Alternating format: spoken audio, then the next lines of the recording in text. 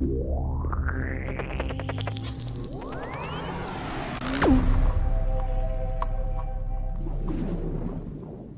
and welcome to AskLRR, the show where we answer your questions. I'm Paul, and I'm here with Nelson. Hi. And Matt. Woo! And this show, like everything we do, brought to you by you at our Patreon, patreon.com/LoadingReadyRun. But this show specifically is brought to you by our YouTube members. And that's how you answer or how you ask these questions is we send out a call for questions to our YouTube members, and hopefully they ask things, because otherwise we will have nothing to talk about. Except the weather, yeah. Yeah, it's hot. Yeah, it's hot. So far they keep asking questions, and it's working out pretty good. Yeah. So let's hope that they did and find out what the first question is. From the Anti-Muffin says, Paul, you do so much cool tech stuff. LRR Subnotifier is still the best I've seen. Oh, thank you. What is the most interesting tech problem you've worked on, or the problem you've been happiest to solve? I'd say probably like especially in terms of like front-facing or stuff that you as a viewer would notice, the whole sort of stream overlay system, which is in fact like multiple pieces that all are working together. But that is something that I won't say that I have worked on or that I have created, because that implies that it's completed and I'm continually developing it. Yeah. But it's something that I'm pretty happy with how it's turned out, and it enables me to do stuff where we can, we can do specific overlays for specific shows, change the overlays quite quickly. I can have, it's got functions so that we can have the controls on the iPads for the players to control stuff, and different things like that. You can do it remotely. So I'm pretty happy with how that has all come together, but like I said, it's not like it's finished. It's sort of a very iterative. It's something that is work in progress. I do get occasional people who either have been on our streams or watch our streams and stuff. It's like, hey, I'm doing some stuff. How do you do your overlay stuff? Could you, maybe show up, tell me how you do that, or put me, send us what you're doing there. And I'm like, I would like to. It's not that it's some sort of proprietary system that I'm keeping to myself. It's more that it is very tightly integrated with like everything else we do, with LRRBot, with various other back-end systems we have and things. So like pulling it out and using it somewhere else is not actually...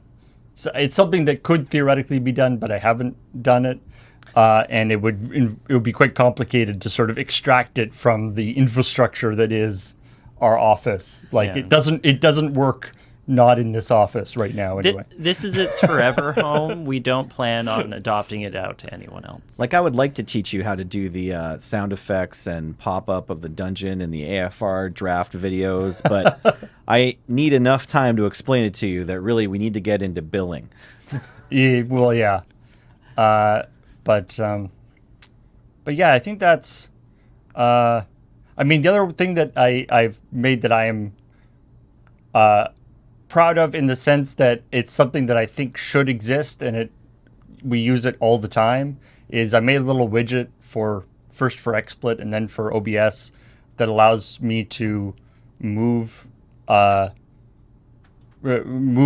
thing like the cropping on source on like a camera without changing the bounds of it. So like if we've got like the LRMT, the gameplay shot of Magic with the two people in the corners, I can move where the camera is cropped on that person to get them, better in shot, without having to like move it and recrop it and change it and stuff. And it's a function that should be just in OBS.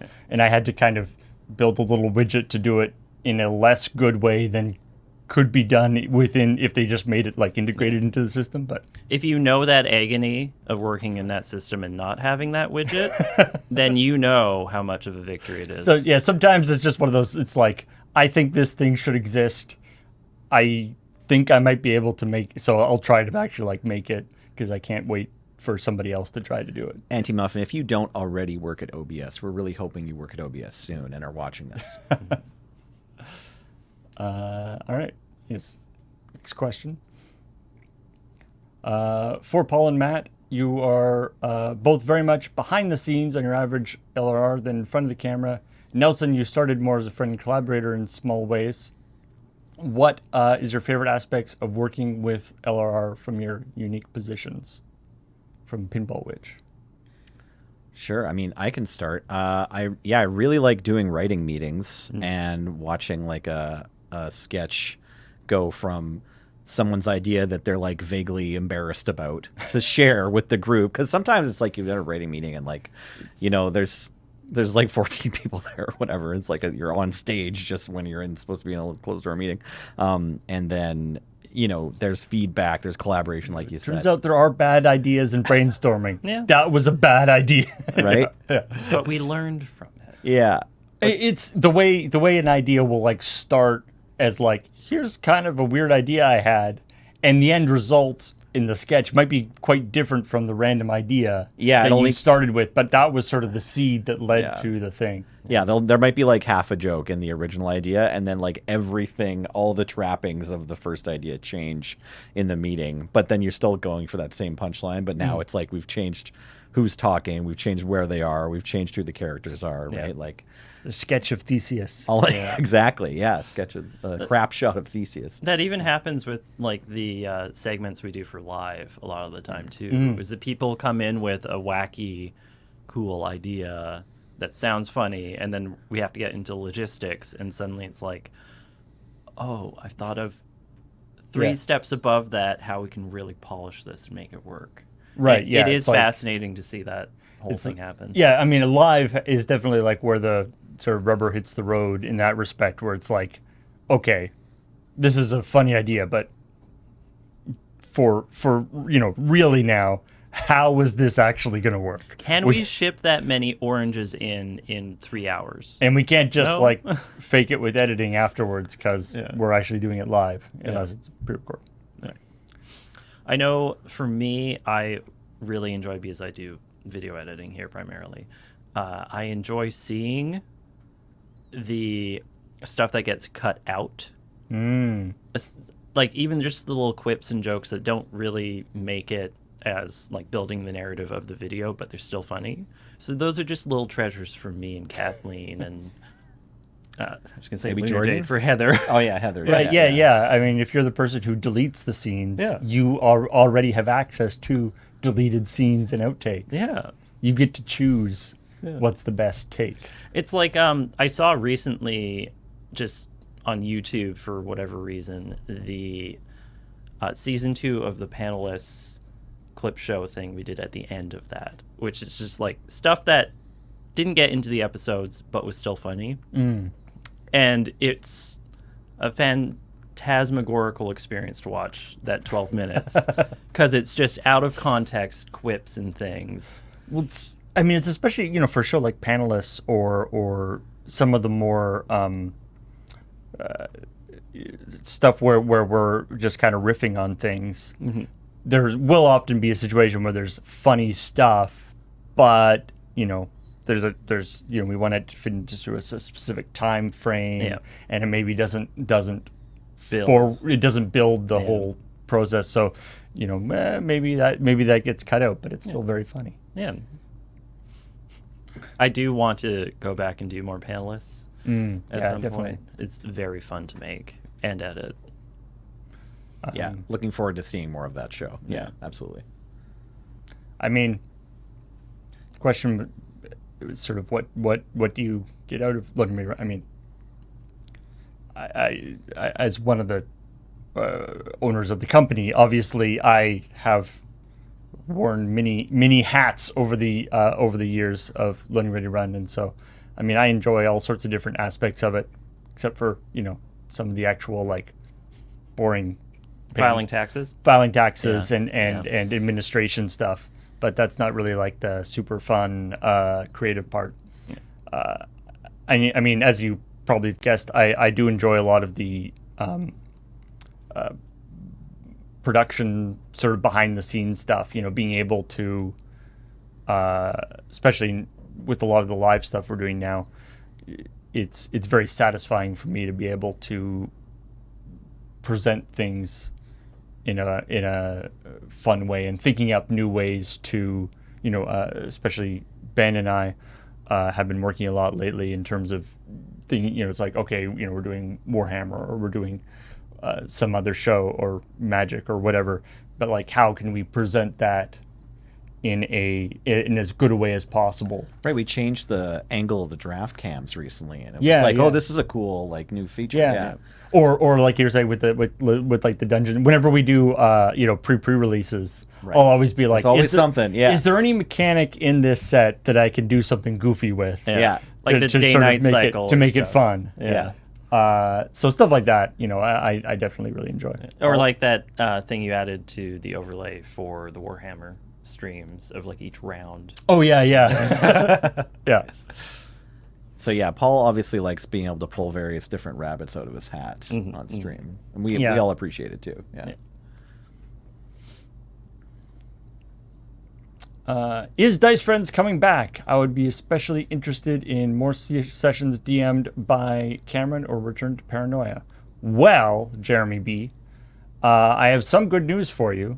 Dice Friends will indeed be back. In fact, this might have been posted as a question before we did the YouTube update where we mentioned about it, but on where we recently started the LRR tabletop channel, and when we announced that, we mentioned that Not a Drop to Drink Season 2 will be released very soon. We'll be streaming it, and then it will be on our YouTube channel with Jacob as the storyteller, Corey and Heather and Cameron and Adam. Yeah. And it's I can tell you we've recorded all the sessions already, and I can tell you it's going to be super great.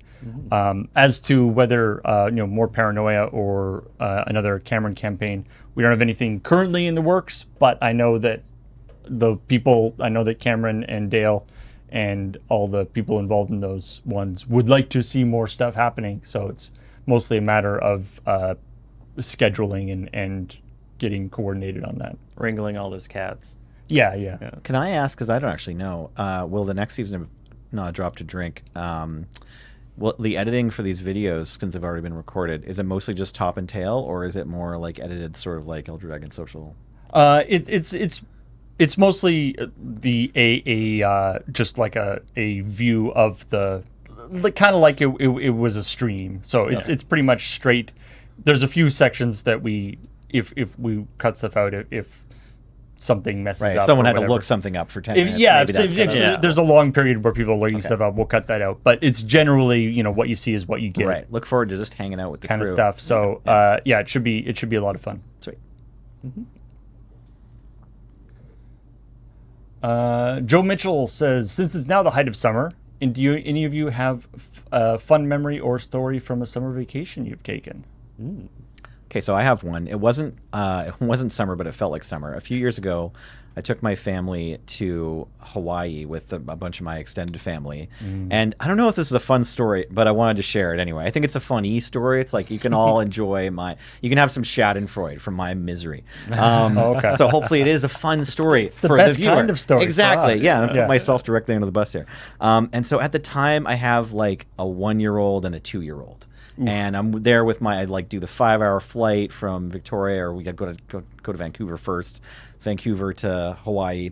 and then we're staying in like a condo. So I have like a little kitchen and a living room and a bedroom, and I got to put both my kids in their own cribs in a bedroom and then sleep in it. And what you probably may have already figured out is like after 12 hours of being there, we were just like, my partner and I are just like, oh, right, this is just us being somewhere more hot, but everything else about our lives sucks. Yeah. Like You're we just still don't in have dad mode. Yeah, you're just parenting all of the minutes. There's barely any place for the kids to be and play by themselves. Like they just need your attention constantly, and they're more grumpy than normal.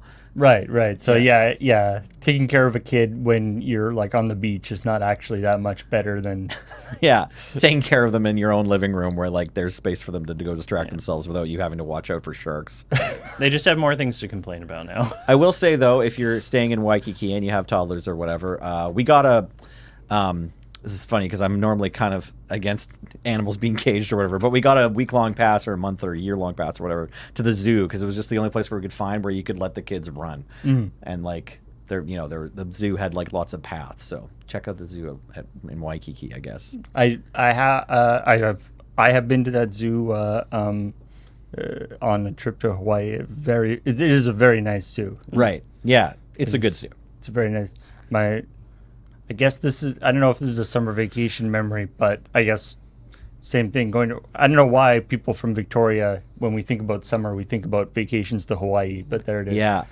They had Galapagos turtles. Oh, nice. Okay. These, big turtles. Yeah, I probably saw those going around. And what I loved is they would put a pile of food. They would put like various piles of food in the middle of the, in the enclosure, and then you would get 3 turtles coming in to get the pile of food. But the turtles' shells are really big. They extend quite a bit out from their bodies. And so you get this situation where 3 turtles come in together and go chunk. And then they have to like really stretch out their, you can imagine they could get into a situation where they're pushing so against each other so that none of them can actually get the food. They're all just stuck. You're just describing hungry hippos. Yeah. I feel like there's a metaphor for somewhere in there. I watched a TikTok of like a car that wouldn't back up when like a truck had to turn onto the side street, and like the truck can't back up because when a truck's halfway, like a big semi truck is like halfway through turning, they can't see at all behind them, so it's like completely unsafe for them to back up and let this car go. And to go forward, they'll just like crush the car. So it's the same kind of thing of just like if one of the turtles moves, if one turtle backs up, then the other 2 turtles could get some food, and then the third turtle could also get it's some like food, this could right? be solved very easily. Yeah, you just need one person to stop being so effing stubborn, right? Yeah. How about you, Matt? If you have a summer fun memory? I mean, like, I am actually going on a trip next week, I believe, to the family cottage on the shores of Kootenay Lake. Oh, very nice. Over in the interior of BC, around Nelson, because that's my childhood city. That's where I grew up until I was around 13. And there's no real specific memories there for me. It's just like sitting on the deck or inside looking out on the lake, as it has the white caps that we get here, but it's in a lake, so it's more special because it's like it's churning out there. You get the thunder, you can see across. You can see sheets of rain on the hills on the other side of the mountains on the other side of the lake. Yeah, Nelson's beautiful. Like it's very spiky. The mountains just come right up. I feel like right now you're probably not going to get a lot of sheets of rain. Oh, the heat is coming in, which means the thunderstorms are going to be coming in too. Yeah, the climate's different out there. And that's something we don't get here. It's true. I've heard every now that. and then.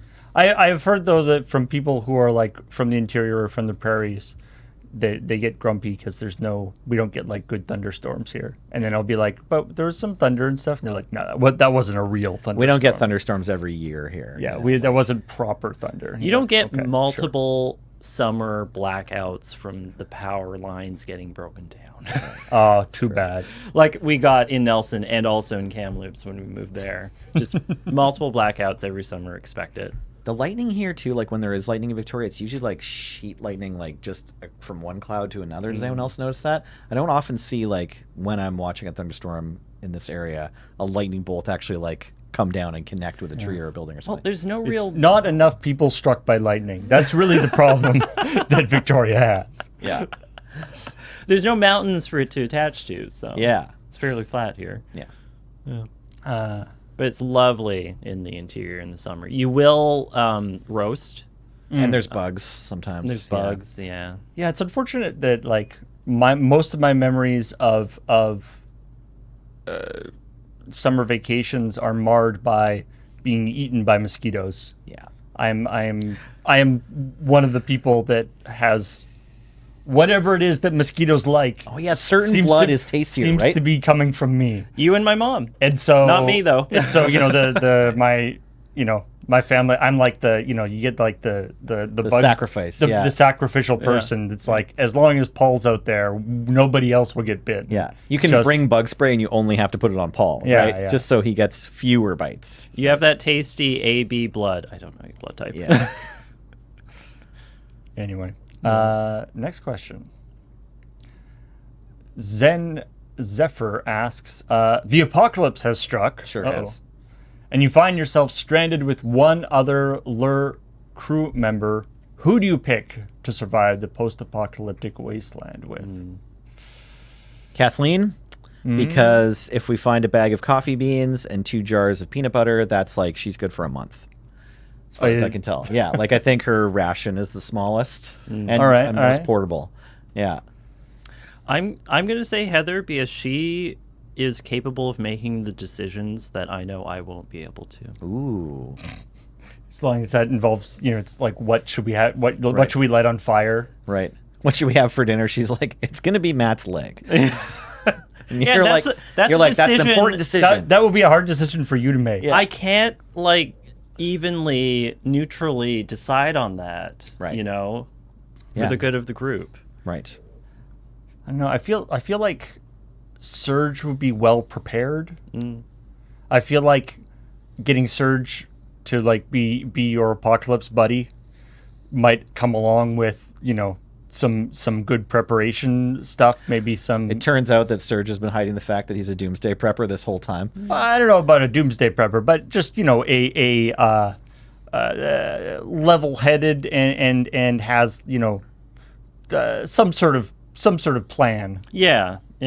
He is, though. It does seem like he's prone to getting injured, in that he stepped on a wasp nest. That's true. Right. That's true. This week. So, well, then then. But he'll keep the morale up. But that'd be good too, because then you're not with someone who never gets hit by bugs, right? That's true. Because you're already that person. Yeah. If you need, if you're being chased by zombies or whatever, and you need somebody who's going to go a little bit slower than you because they just were eaten by a wasp or something, that's the person you want to have with solidarity. you. So many good things about Surge and why he'd be a good. I think he'll be a good person to have when the chips are down. Right.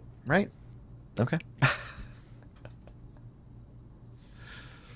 Joe Mitchell says, presuming aliens exist and they make first contact with LRR, what do you think would be the LRR video you would show them to communicate our welcoming message? Oh no. That season 2 video of the panelists where it's all the clips out of context. Yeah.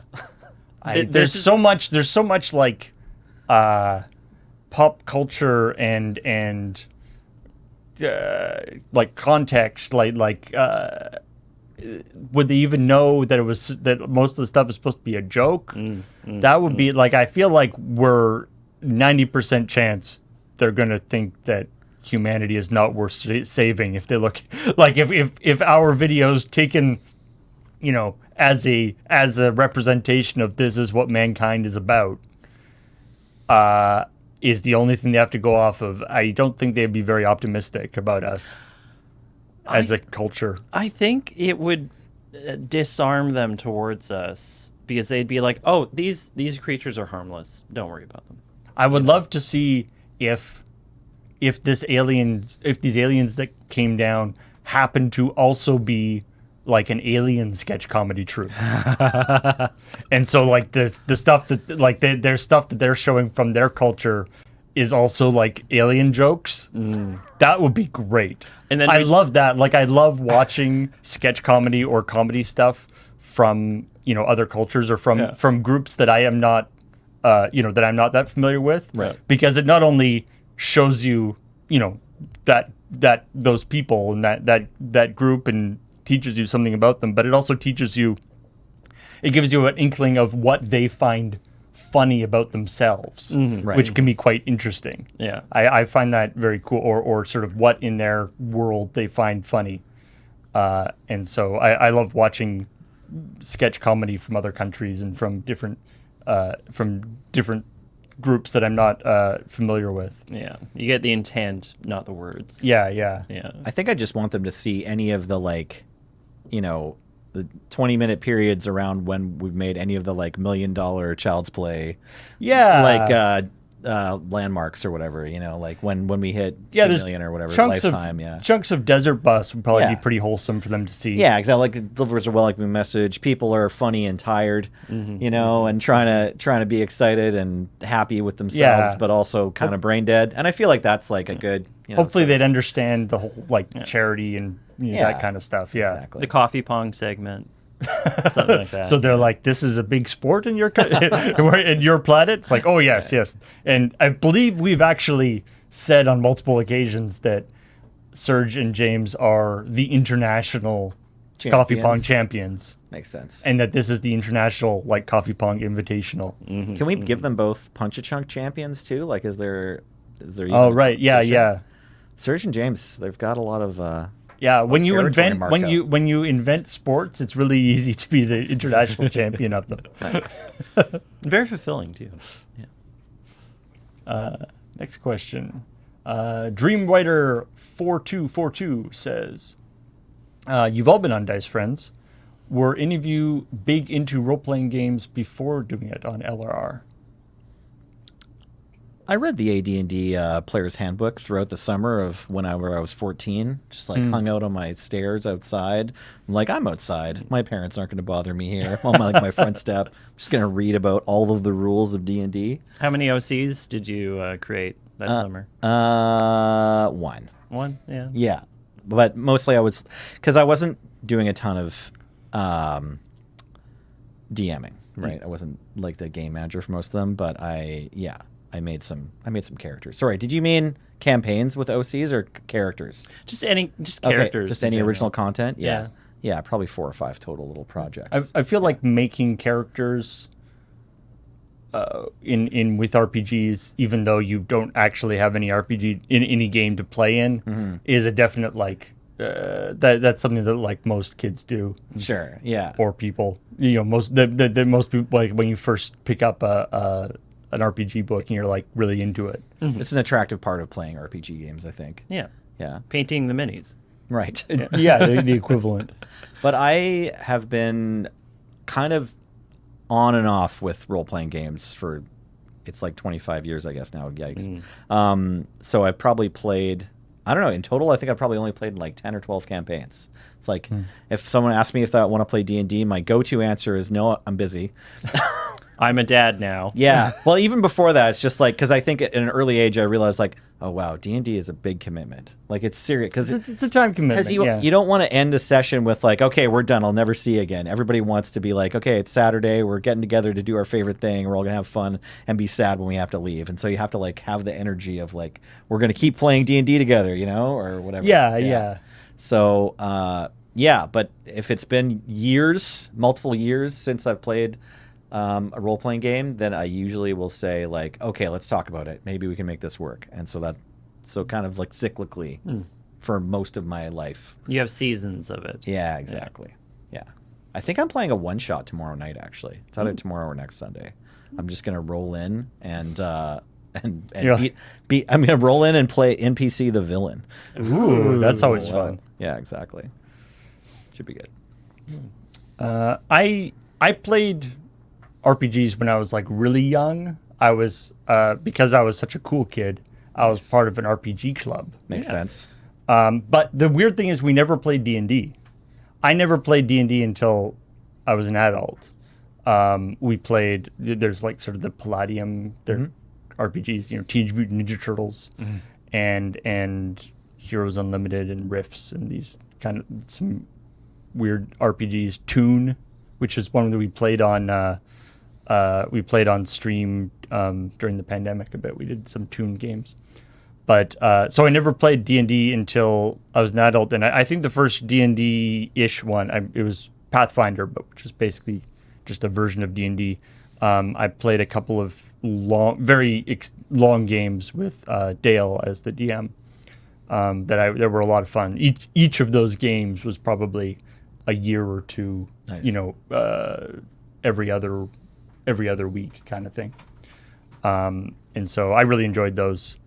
And then obviously playing D&D on stream. But yeah, it's a strange. I find that it takes me a while to kind of get into a particular character and campaign and stuff, and especially with D&D, I tend to be I get kind of overly focused on the what are the sort of crunchy The mechanics? the mechanical part of Yeah.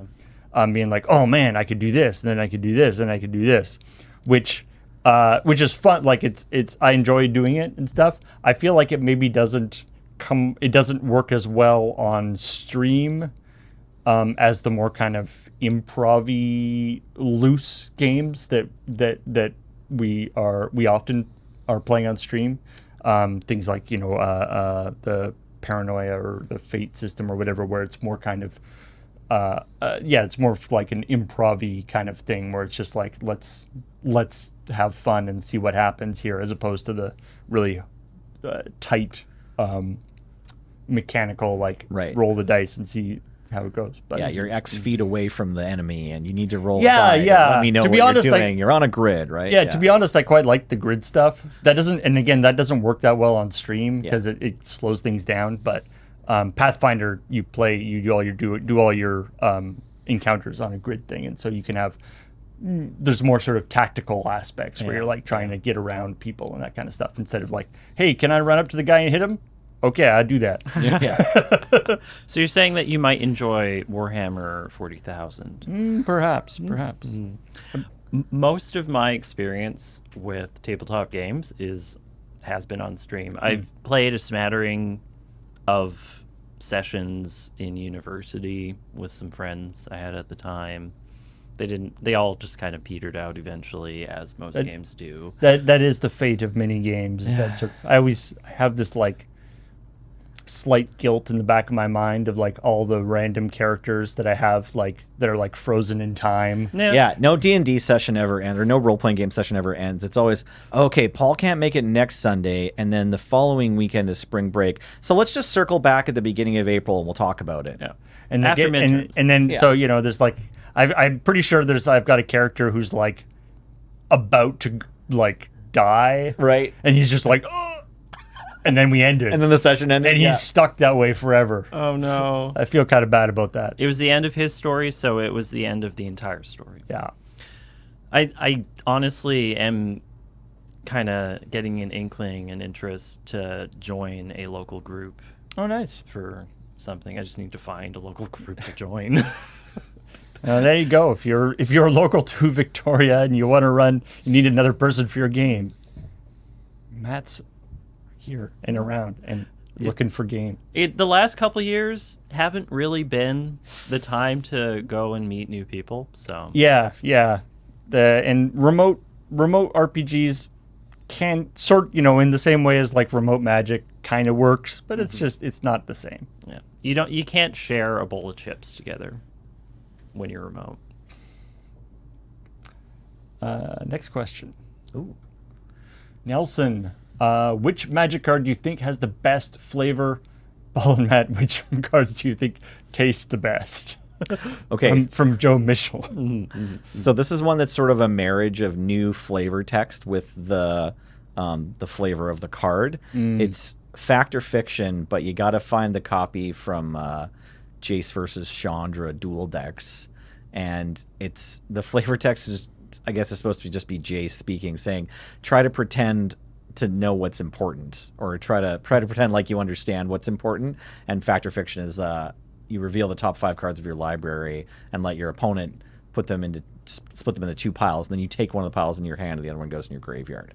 It's a really powerful card drawing spell.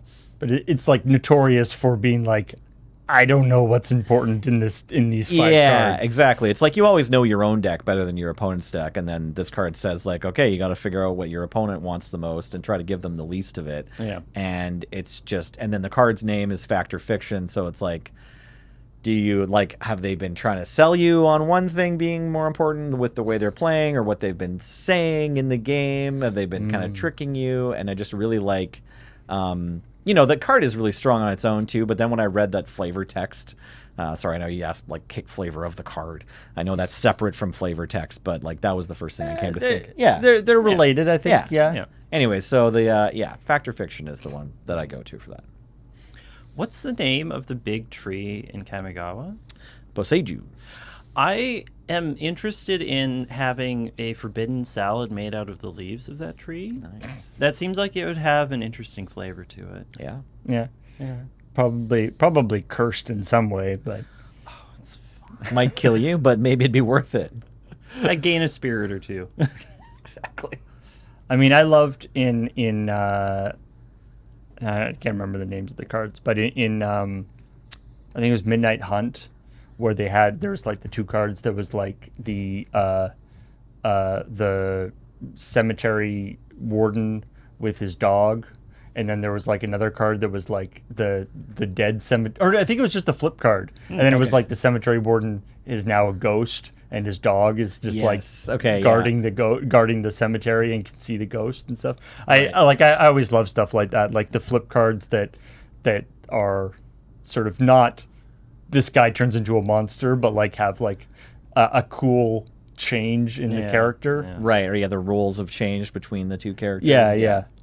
So you're saying that you want to taste a ghost? In terms of flavor, yeah. I mean, in terms of flavor, I think, and in terms of eating them, actually, a lot of Magic cards are probably. I feel like you want to stay away from the foils. I don't know. The foiling process is probably not good for you. I have bad news. There's like a plastic layer on the inside of all Magic cards too. Yeah, like we're not talking about nutritional content here. Yeah, you're definitely going to want a good chunk of like ranch dressing on that to get it down. So that's the real forbidden salad. Right. It's just the card Boseiju itself. Yeah. Okay, we figured it out. Peter Chordash asks, have any of the videos you've made over the years attracted police or Mounties? And if so, for what reason? Paul? Well, I will say not Mounties, because the RCMP is active, not really active. Like, RCMP is either the equivalent of, like, the, I guess, FBI. Like, they're the equivalent of, like, they're the national, the federal police, level. the federal police force. They act as local police in some But areas. but though, in right? in small communities, they act as the local police as well. Yeah. Victoria is not a small community in the sense that we would have RCMP. So no road quest Mountie No. interactions. Yeah. We've had, I know, like, I try to think for sketches. I know for like Desert Bus, there's been a few. There's one early, I think it was like Desert Bus 2, where, we were pretty noisy, and a policewoman came in and was like, "Hey, what's going on here?" And she like came into the room, and we're like, we're, broadcasting this charity thing. You're currently on camera, by the way." She was like, oh. Hi. There's probably a clip of that somewhere out there. And maybe I'm remembering it wrong, but I don't know if, I think she actually came into the room, but I don't know if we've gotten, campus security has gotten mad at us a couple times when we've been like shooting up at UVic, because Filming videos at UVic. yeah, filming videos of UVic, because we're sometimes going into places where we're not strictly allowed to go, but like the door was not locked, Yeah. so There's no sign saying that you couldn't go there. But actual police, I don't think so. We're usually pretty careful, especially like in the past, like where we've done sketches where we've had, like, for instance, had like a fake gun or something. We're usually like very careful to like keep that covered and not have that people around when we're using that, just to be doubly sure. But yeah, I don't know if we've ever actually we got kicked out of the Bay Center again by security. Like we mostly had run-ins with like the security of the place we're in, not like the police as a whole. Yeah. The content is too wholesome for that. Ooh. Have you seen RRR? I have. By Eric Chonier. Chonier. Chouanier. I have as well. It is an excellent film. You should check it out. I liked it. Yeah, it was exciting. And it was long, Yeah. but I don't know. It's not like I can't really remember any scenes that didn't sort of need to be there. And it was intense. Yeah. Yeah. It was excellent. I highly recommend it. It's like an action movie, right? It is Yeah. an action movie. Yeah. Yeah. But it's like Indian Camp it's action. not technically, I don't think it's technically Bollywood. I think it's from a different part of India. Yeah. But so it's got it's action and adventure, and it has big dance musical numbers at certain times. There's drama. There's unrequited love. It's got all the things. It's a big epic movie. Camp Yeah. action. Yeah. Yeah, it's a bit campy for sure, but it's like campy also in its like, what's the word? The story, the dramatic sort of story aspect too. Yeah, like they take on colonialism too. Like it's the story of like the Indian people against the British colonial government, right? And there's like a dramatization of this. It's a bit like Django Unchained, like a little bit, sort of a cousin. Yeah, I can see that. Yeah, I can see that Yeah. connection. Yeah. Yeah, sort of a fantasy of the people of India's struggle, and it was very entertaining. Oh, good. Yeah. All right. Last question here, I think. Pinball Witch says, immediate reactions only. You have to assign one other member of LRR as a fursona. Who and what? You have to assign a fursona to another member of LRR is your fursona. Wait, no. You have to assign another member of LRR as a fursona. Who and what animal? Immediate reactions, eh? I'm going to say James, and I'm going to say some sort of stoat or polecat. I don't know why. That's just the vibe I get. I don't even know what a polecat is, but my immediate reaction was Adam as a raccoon, and I don't know why. It's just these things popped into my mind. The salt and pepper? Yeah, maybe it's the hair. Yeah. Liking trash? Is that Very clean Yeah. hands? That might be it. I think he'd wear the tail well. yeah? Always picking up things, I guess. I don't know. Yep. It's a shuffling technique. I mean, immediate reaction, obviously, Matt, goat is sort of your thing. I promise don't know. I wouldn't say goat about Matt before we really? started. Yeah. Oh, really? As a hard mode. As a hard, yeah, I Addendum mean, to the question. yeah, that seems fair. And I mean, I guess it doesn't necessarily have to be people on the panel, but my first reaction for Nelson, some sort of I guess bear, but not in the bear as in the animal bear. Yeah, I think that's what it means when you're talking about a fursona. Yeah, persona. Yeah.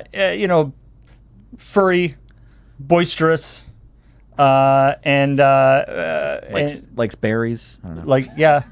likes eating honey. I guess. Could see him just chowing down some bark. Yeah, Hibernates for half the year, perhaps. I do love sleep. Yeah. It's true. All right.